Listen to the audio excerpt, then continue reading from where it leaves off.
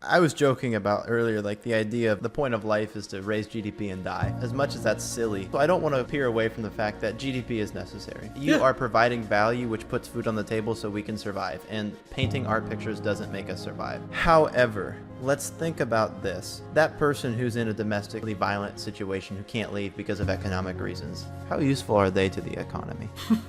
And how much more useful could they be? I mean, how useful is a depressed person for making their own damn meals? Very little. How much better are you at everything in life, which includes adding value to the economy, when you have a better mindset, a happier mood, and a good purpose and outlook on life? I laughed because it immediately reminded me of this really funny story about me and Andrew.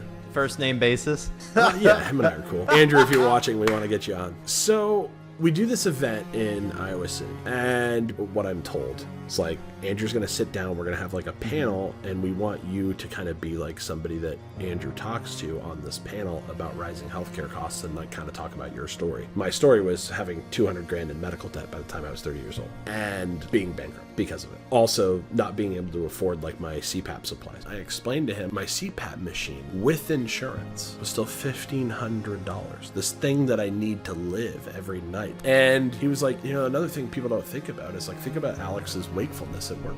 Like, how productive can he really be if we don't treat this? People think about, oh, there's a drain on the economy. No, we should pay for this kind of equipment. If it helps somebody be more awake, he's going to be better and more productive at work. And it literally, like, in that moment, I had like an epiphany in front of the whole crowd where my face was just like, holy shit, I didn't even think about that. It was something that wouldn't even occur to me, and I was the one it was happening to you. That's because you're the frog in the boiling pot. That's so true. At the end of the day, every staunch capitalist has to realize investing in people is the number one investment that you can make in any business. We do that at a micro level at business. That's such like sales 101. Invest in people and they will give back. Why don't we do that at a national level?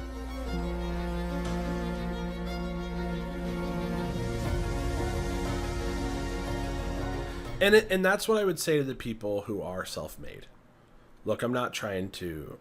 There are a few of them out there that are legitimately self-made, that did work really hard, that continue to work really hard, that put a lot of stuff into their business. And that's all still fair. All I'm saying is you should have to pay the people who helped you get there a fair wage and share some of the profits of that hard work with the people around you. And it's reasonable. You know, we're not talking about completely destroying things that people have built. It could have some radical effects. If you did everything that I suggested in this conversation, it could have some radical effects. Like, for one, my guess is we probably collectively agree that iPhones shouldn't exist if they're requiring 8-year-olds to make them. Right. Like, it shouldn't have to be that way. We want to live in a world and create incentives in the world that make it so that we can get the nice things that we want, we can live comfortably, but it should never come at the expense of what it currently does, which is a toxic environment, child labor. You know, we could go down the list. I think even the most staunch capitalist cannot justify saying that iPhones are ethically made or Nike shoes are ethically made. Or chocolate. Or chocolate. And child labor is in so many of our products. I find that sometimes when people will argue against this, they'll be like, well, you use an iPhone, don't you? And I'm like, I do. And because the world forces me to, you know, you can't live the day without a phone. You can't do, it's like trying to live in 13th century England without a plow. Yeah. You know. Yeah. You're one individual making any kind of choices to not participate is not going to make these kinds of changes. We have to collectively use our social power to agree that there are just certain things we should not do. Mm-hmm. Bringing that in, you know, when you say that a self-made person should pay the people who helped him get there a livable wage, he'd say, well, I couldn't. I don't have enough money to give him that, especially when I was making myself self-made. And if I did that, I wouldn't be self-made. I'd be broke. And where and everybody collectively says the same thing about themselves. Yeah, they do. Because truly not one person can make the first step, or else they'll get their head cut off. How do we move forward without chopping a ton of heads? So 2 things. One, is the type of work and the type of industry that you've created or invented actually something that we needed, benefits us, or something that we should have a labor market in? So that's like the first question we have to ask. Everyone was fine before Jeff Bezos opened up his garage and started selling books, sending them in boxes out of his garage. Everyone was fine. Mm-hmm. And so it was like, oh, well, if you took it, I couldn't pay all of my workers a fair wage. Well, maybe it's because the actual thing that you're doing isn't worth doing. It only became worth doing in this race to the bottom hyper-capitalistic economy that we've created since the 1940s. And so that's the thing that would have to settle out. The thing that would have to settle out is if we started giving checks to everybody, there's probably a lot of things that aren't self-sustainable. There's probably a lot of products and a lot of companies and a lot of businesses right now. And let's be honest, most work that we do is busy work for rich people. It's like half our economy. So it's people that, that's what a service economy is. A service economy is, here's busy work that I don't want to do myself, so I will pay someone at a lower wage to go do it for me.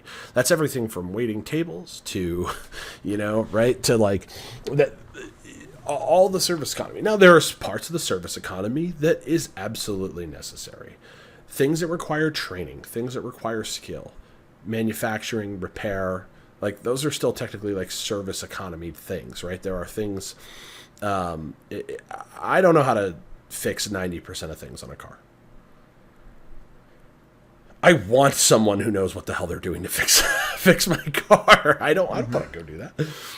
And so it's the meaningless service economy jobs that are problematic. And they're just in existence because someone simply has enough money to pay people to do something for them. So, one obvious example of this that just like really contrasts this. We have people who own lots to park your toys. Like, their whole thing they make money on is, I have this plot of grass that I own, and you don't have enough room for your RV or boat or motorcycle or whatever it is. And so I'm going to build a small little outside structure for you to come put that in. How is that adding value? How is that doing anything for anybody? Like, it is not something that, again, collectively, if we were all more collectively tied to the economy, we would probably agree. Either the person should just have enough place to put the damn boat on their own property or put the, RV on their own property. Maybe there's something amiss here. And that's a highly profitable business. You don't have to do anything. You barely have to maintain the grass. People just come park their stuff and you make money. It's that simple. And that's one example among thousands. If you just take time to really think about, if you look at every business you interact with over the next week, and that's what I would challenge the audience to do, is like, go think about, is this a necessary part of the economic system, or is this just busy work that somebody else just happens to have enough money to be able to pay for? I think the RV lot is a very I landed on the island first example, because there's not much you have to do, and you get to profit immensely just because you got the land first, or you had enough money to buy the land, which is in an extension of, it is just a farther extension of I got the land / money first. And I was just talking about that the other day. If you look at lot rent for an RV, it's just about as much as renting a 1-bedroom apartment per month. And I think that's so funny for a plot of land that lacks no building, no structure on it, like virtually none. All it has is electric hookup and sewer. Okay, sure. But 0 building, in construction charges just as much as one that has entire building construction, amenities, furnishings, internet, everything. It's nuts. It's But unreal. people have the money, so they'll pay it. Exactly. It'll get paid because people simply have the money. There's just enough of those people And to throw money at this thing. capitalism, a capitalist would argue that the price of the lot should go down because people will compete with each other. But that hasn't Rich people happened. don't have to. Yeah, because rich people don't have to. That kind of competition happens in middle and normal America, and it doesn't happen in the frivolous extra things of life. And maybe that's fine. If we can play capitalism with the excesses of life, I'm all for it. All I'm saying is, let's draw a line in the sand where we say this basic needs, this is off the table. You don't get to profit off of someone's lack of access to basic needs. Okay. That's all. What would be your first step in getting towards this better vision? Yeah, I think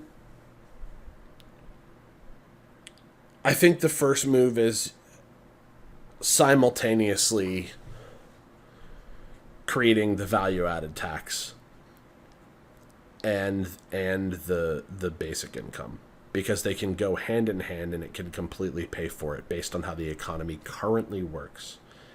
And then we can say, do we need to go further in terms of clawing back wealth from those who have already gotten abundantly more? And we could do that through the land tax. You know, I would be in favor of like a one-time wealth tax. How so? Like, the problem with wealth tax is every time it gets proposed, it's the idea that it would go on and on and on forever. And like the math of that is eventually you just have no wealth left. Okay. Like it doesn't end in a terminus. I remember this really funny interview with Bill Gates where he was complaining about the wealth tax, and he's like, I've probably paid about $10 billion in taxes over the course of my life. And he's like, and you could say it probably should have been more, right? Okay, maybe it should have been 20. But with Elizabeth Warren's wealth tax, you know, in 30 years, I would end up paying more money than I have. Yeah. We got to avoid that kind of a situation.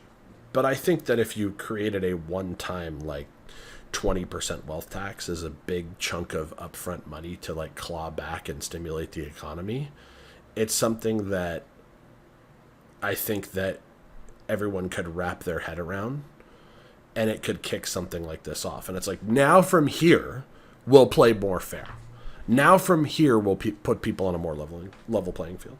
I think people, when you say a one-time wealth tax to stimulate the economy, I think those words bring up in people's minds stimulus checks. And I could be wrong here, but I feel like people think of stimulus checks as a failed thing. And my opinion of why it could be failed is because people knew it was this new thing that's probably happening once. I'm going to be very, very scared. I'm going to act as if it's a scarce product, and I'm going to be careful what I do with it. I'm not going to go and spend it all quickly because I need it. Right. But if people knew that $1,000 was coming every month, then they'd be... It's the same way as the person who has a W-2 job is more willing to go paycheck to paycheck than a person who works 1099, because they know more money's coming next month, and they feel like they can go spend it. 2 follow-up questions immediately come to mind. Yes. It's, okay, let me just put you in this world where up front, everybody's going to get a quick, like, first month double payment of $4,000, and then after that, everyone's getting $2,000 a month. We're tipping the scales back. We're trying to put everybody on a level playing field. This is your fair payment for being a member of the wealthiest economy on earth. Okay. Do you quit your job? Do you leave your spouse? Do you, like, there are so many people who are in a situation right now where they stay in exploitative situation, whether that be relationships or employer-employee relationships, because they don't have a better alternative. So I think this would be massively disruptive, but that's what I mean when I say, like, this infects us everywhere. how much of domestic violence is caused by financial distress? One is wired to think quite a lot. Number one, because when someone becomes dangerous, if you are financially dependent on them, you make this calculation where is the danger worth it? No one should ever have to make that calculation. What you're saying, Johnny, is domestic violence pays the bills. Clip that, baby. Oh, God. No, that's Cancel that's me, so Twitter. True. Go ahead. Well, so then the next question is, what would you do? Do you have a product or an idea or a thing that you would like to do that if you knew that everyone around you had their basic needs met, you might actually be able to market and sell it to them? Something that they value, something that they want. And then immediately almost everybody has a thing that they would like to do come to mind. For some people it's art. For some people it's a different kind of job that they've never been able to do because it's not financially feasible. Like for me, I would love to do actually become a licensed therapist. A lot of people rely on me for that kind of life advice, but I would want to get the education and prove that I am, a person that should be doing that kind of thing, right? Yeah. And help people with their mental health. I would do this immediately. And I would try to market and sell that to other people. And so I think everybody has that thing that they would rather do that they know is a benefit to the people around them. There are so many people who want to be a caregiver of a loved one right now who can't do it, but because they would be bankrupt. All those things, the number one thing that comes to my mind when you say that stuff, Johnny, is all those things you mentioned, like, for lack of a better term, don't increase the GDP. And... Yeah, damn straight. As cold-hearted as that sounds, when you put in the math of, I want to give more money to people so they can stop doing things that create GDP in order to do things that don't create GDP, now we have a problem. Would you agree? No. Okay. Help me out then. Because if 40% of our population stopped doing GDP-related things that are hard and suck and we need them to do it, what would happen? Because there's also that percentage of our population that those things that are hard and suck and are really important to the GDP, they're now going to have to offer better wages and fairer working compensation for the people who are willing to do it. If you want to be a logger don't pay enough for how dangerous of a job it is. It just doesn't. I mean, that is a dangerous job. People die every day logging in the United States. And so... At the end of the day, is the money for loggers to be paid more going to have to come from the top 10% through taxing their profits more? Yeah. Yeah, of course it is. Okay. Of course it is. And maybe we'll also live in a future where we don't need nearly as many logs either. Like, because this is what I mean. So much of our environmental problems are because we just do wasteful things. We do wasteful things because right now there's nothing stopping you. You don't have to pause and go, can I really afford the labor for this? Can I make this worth people's while? Is this thing that I'm building or doing even going to be worth something that people would actually care about or want? Like, there's so many things that are just wasteful. We have a perishable mindset. Like, get paper plates. Why? It's easier to clean, do all these things. Like, incredibly wasteful things. Mm-hmm. And we do that because we don't have time to be at home. We don't want to do dishes because we get home from working 60 hours a week and it sucks. And we just want to throw things away and be wasteful. I think a lot of our logic here is relying on domino effects. Right. This improves here. The incentive to be wasteful is removed, so therefore logging isn't as dangerous because not as much logs are needed. Yada yada yada. Work hours are decreased, therefore mistakes in the workplace are also decreased because people are less tired. It's a long list of domino effects that happens from making people who feel like they might die next week because they can't pay their bills, able to actually pay their bills. And the reverberative effects of that, the reverberations, go down the domino line. It's kind of a reverse trickle-down effect from bottom up instead of top to the bottom. Dude, you have no idea how funny it is you just said that, because literally Andrew Yang called it the trickle-up economy. Interesting. But it's so true. And yeah. I think it would be really helpful for us. We could do this another episode and prepare for it. But if we created a kind of a flow chart that demonstrated as a visual how things domino up and trickle up. And Andrew Yang has probably done this already, honestly. But you say that. It's not in the books. I can tell you that. I've read his books. It's not in his books. But. Interesting. I think that would be really helpful for people, because people, I struggle with this, because this is a complicated topic. But I struggle even when you say like we should just give people money, and then they'll get to be able to do art. Like, so many sirens go off in my head of like, oh my God, we're gonna go broke. People are gonna be. The thing is they're not just gonna do art. The point is nobody wants to just do one thing. But that's what economics has dictated. Go to your stupid fucking office every single day, doing the same stupid work all the time, listening to Barbara's stupid stories and getting Jim off your back before he comes down and complains about that report you forgot to send. Mm-hmm. And it's that everyday mind-numbing crap that, like, we don't like. It's why people are like, I got to get out. I got to try variety and get something else in your life. And what we're saying is, realistically, half or maybe even a little less than half of the time you're currently spending doing that stuff is how much you should be spending. And you should have way more time, energy, and freedom. And if you want to spend more hours doing that stuff, I mean, there are some things that just require more hours and dedication.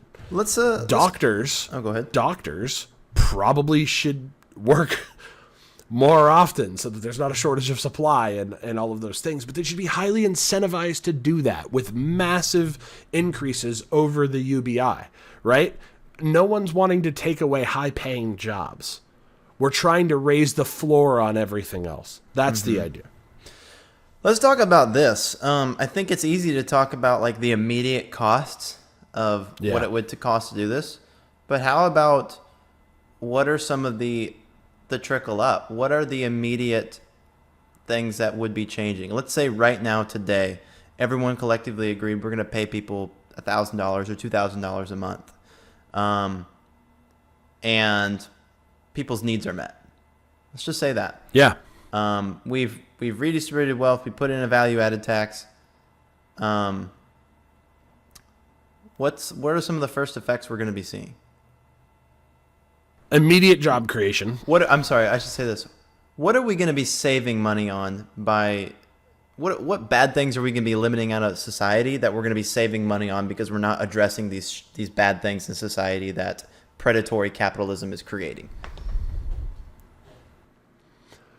Hanging on to wasteful, old, environmentally negative things like old cars, like appliances in our house that need replaced. Those are some of the big immediate ones that a lot of people cost a lot of money. Do. Yep. They do. They cost a lot of money, and people are scared to do it. By golly, home insurance like home ownership rates are insane right now. It's 7.1. 7.1, even with a perfect 800 credit score. Mm-hmm. You want to lock yourself into a friggin' 30-year mortgage at 7.1? Buckle up. Yeah. So you will literally not have equity until 15 years into that loan. I feel like a good example here of that is the poor man must buy the boots that wear out every 2 weeks, while the rich man can buy boots that last 4 months. That's an immediate example of something you'd save money on. Not just boots in general, but there's so many things that can take that example. We would just do more cost-effective things everywhere in our lives. Like we know, here's another thing. Mm-hmm. The dollar stores probably start to slowly go out of business. We want the dollar stores to go out of business. Like the dollar stores are like the worst thing in our entire economy. They are an example of capitalism run amok and taking it to the last dollar, because it has the appearance of being cheaper, but actually almost everything in there costs you more money. Yeah. And so it's fake cheap. It's not real, except there are 30,000 more locations of dollar stores than there are of Walmarts. Like, it's the example of predating upon people who must buy cheap items that have to be replaced because they can't afford to buy 10 times the price that will last forever. Yep. We'll all be more careful, more cautious with our money. We'll be more environmentally conscious. So those are some of the really big, like, immediate impacts. Also, immediate job creation. Okay. Immediate job creation. There's so many people who would start moving money around in the economy that you would have this boom, exactly like we had during the stimulus. Except now we won't have COVID shutting down a sector of the economy. So instead of jobs kind of staying stagnant, which is what they did during COVID, right? We all got these checks, and then it kind of like tapered off the big like fall in, the big like spike in unemployment rate. Like, more people would want to do more different kinds of jobs immediately. Interesting. And that's the economic effects. The human effects are so, I can't overstate this. What do you mean human effects are what we should be looking for, dude? Is it caring about people? I know. Is that like, no, dude, the point of life is to raise the GDP and die, okay?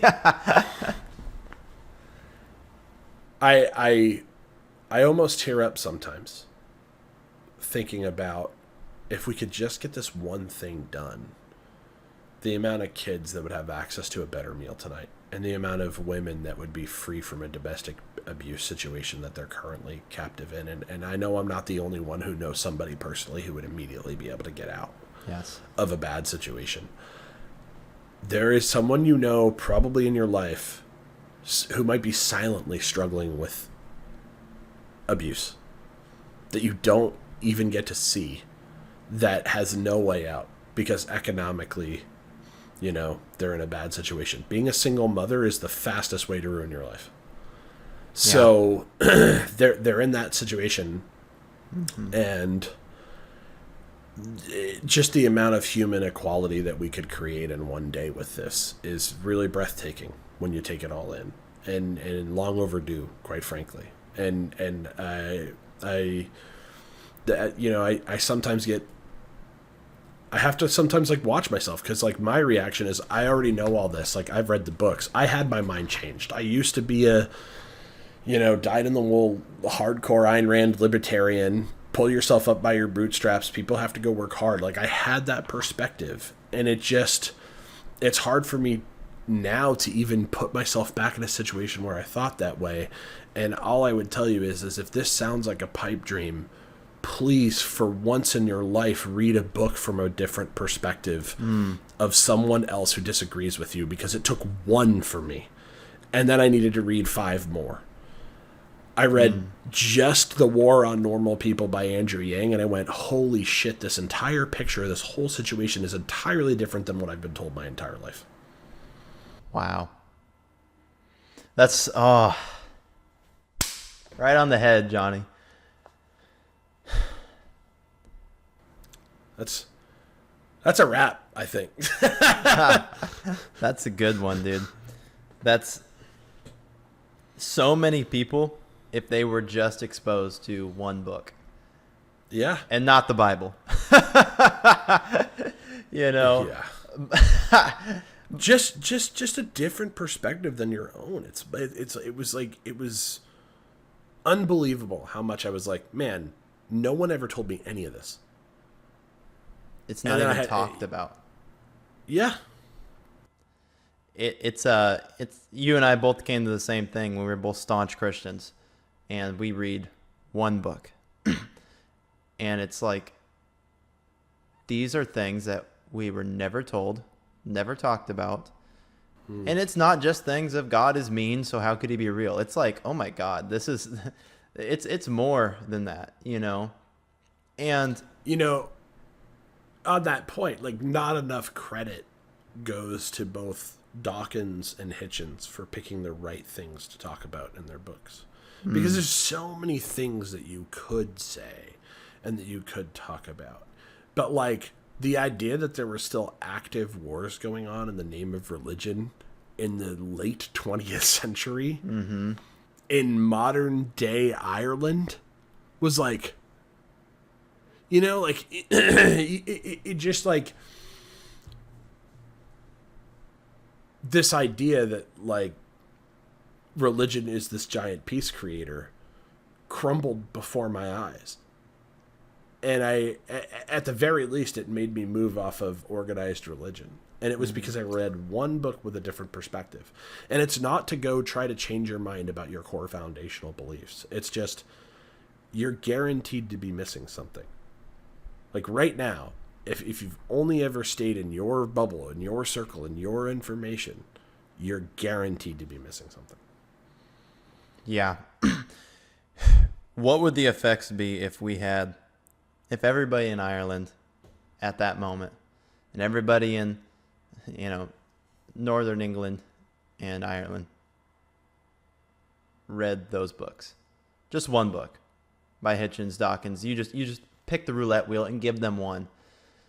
Yeah. How would they all wake up the next day and be like, man, we should go blow someone up? How is that possible? Yeah. It wouldn't be. And the fact that people would rather live their entire life struggling for an idea instead of just taking the chance of reading in one book is unreal. It's unfortunate that,